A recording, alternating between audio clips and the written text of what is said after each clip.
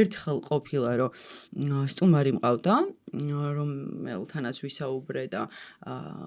არ გაუშვე პოდკასტი საერთოდ არ დამიდია იმიტომ რომ აბსოლუტური აცდენა გქონდა ღირებულებებში რა ალბათ ჩემი პრობლემა ეგ არის რომ კარგი რისერჩი არ გავაკეთე მაგ სტუმრის და ისე მოვიყვანე თემაზე თვითონ გითხრა არ დადო არა მე არ დავდი შენ არ ჩათვალე რომ არა ვუყურე და მივხვდი რომ უბრალოდ არ როგორ გითხრა ძალიან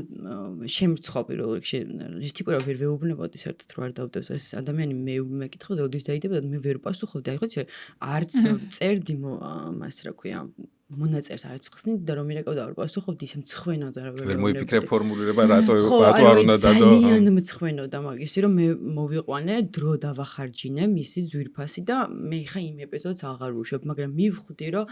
აი საერთოდ აცდენა იყო რა